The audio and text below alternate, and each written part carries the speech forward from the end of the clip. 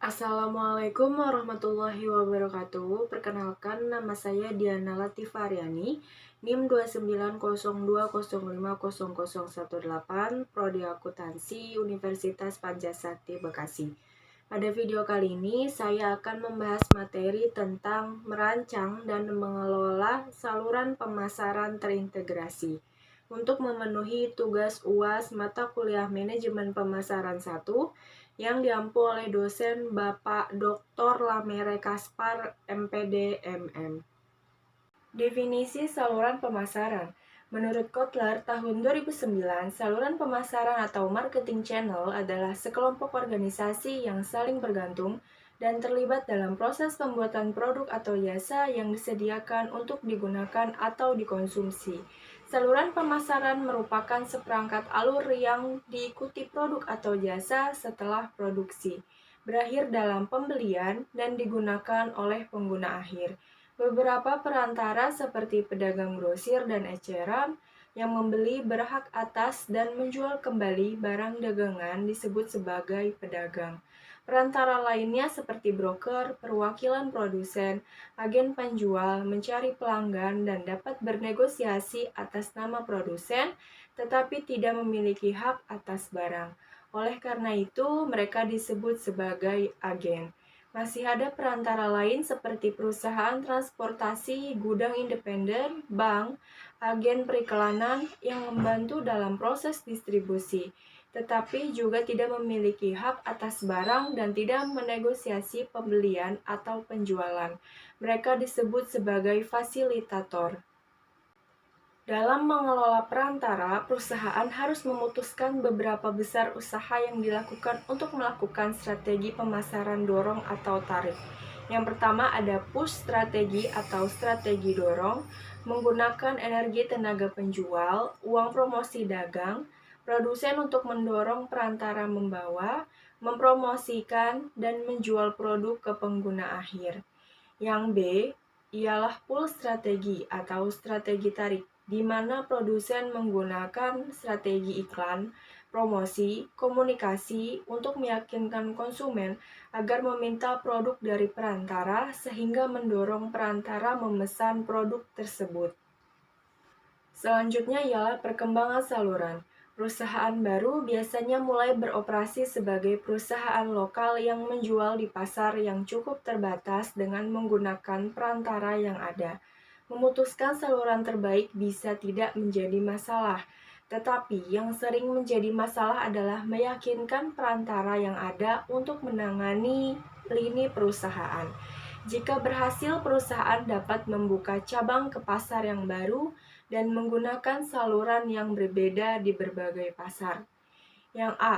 Di pasar yang kecil, perusahaan dapat menjual langsung ke pengecer menggunakan agen ke pengecer.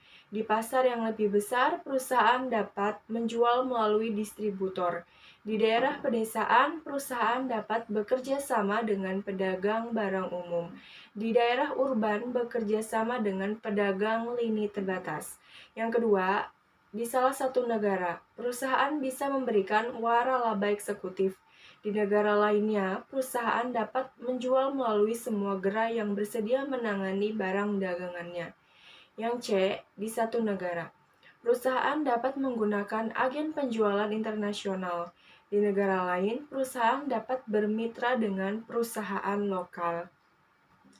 Saluran hibrida. Perusahaan yang mengelola saluran hibrida harus memastikan bahwa saluran-saluran ini bekerja sama dengan baik dan menyesuaikan diri dengan cara pelaksanaan bisnis yang disukai setiap pelanggan sasaran. Pelanggan mengharapkan integrasi saluran yang ditentukan karakternya oleh fitur-fitur seperti yang pertama, kemampuan memesan produk secara online dan memilihnya di lokasi eceran yang nyaman. Yang kedua, kemampuan untuk mengembalikan produk yang dipesan secara online ke toko pengecer terdekat. 3. Hak untuk menerima tawaran diskon dan promosi berdasarkan total pembelian online dan offline. Lalu, apa sih peran saluran pemasaran? Produsen seringkali bisa mendapatkan efektivitas dan efisiensi dalam melakukan penjualan dengan menggunakan perantara. melalui kontak, pengalaman, spesialisasi, dan skala operasi mereka. Perantara membuat barang tersedia secara luas dan dapat diakses oleh pasar sasaran, dan biasanya menawarkan pencapaian yang lebih besar daripada pencapaian yang dilakukan oleh perusahaan sendiri. Dan apa saja fungsi dan aliran saluran? Saluran pemasaran berfungsi untuk menggerakkan barang dari produsen ke konsumen. Saluran pemasaran mengatasi kesenjangan waktu, tempat, dan kepemilikan yang memisahkan barang dan jasa dari mereka yang memerlukan atau menginginkannya.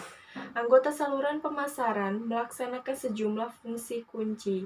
Beberapa fungsi yaitu fisik, hak, milik, promosi, membentuk aliran aktivitas ke depan dari perusahaan kepada pelanggan. Fungsi lain seperti pemesanan dan pembayaran, membentuk aliran ke belakang dari pelanggan ke perusahaan.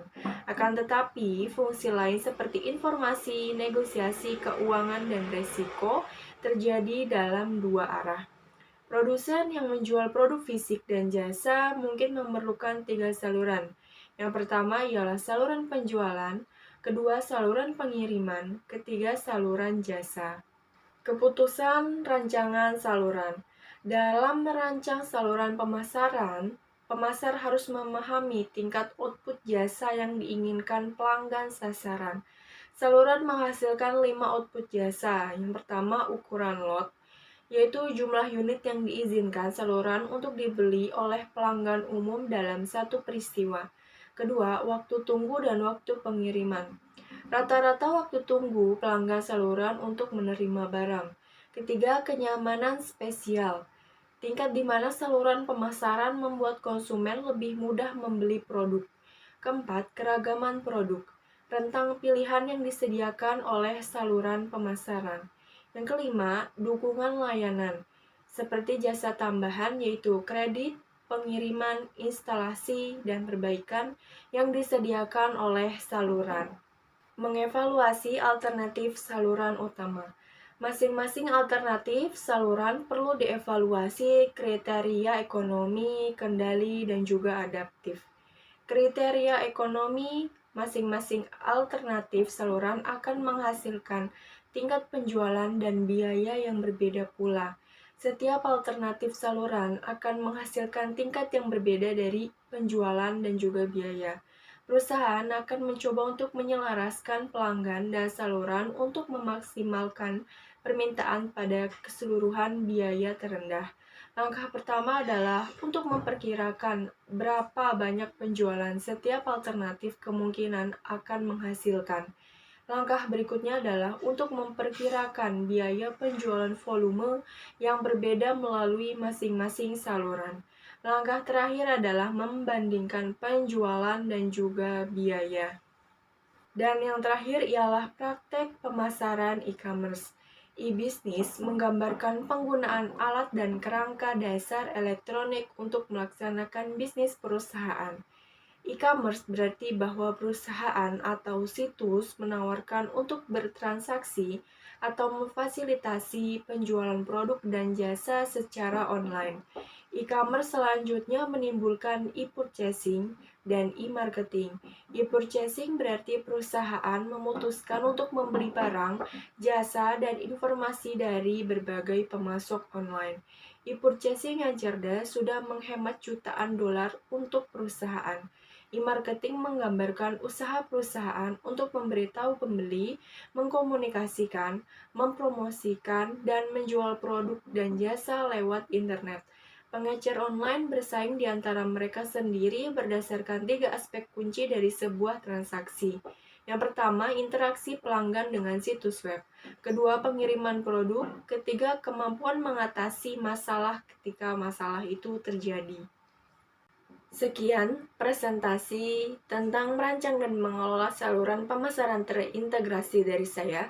Kurang lebihnya mohon maaf. Wabillahi taufiq wal hidayah. Wassalamualaikum warahmatullahi wabarakatuh.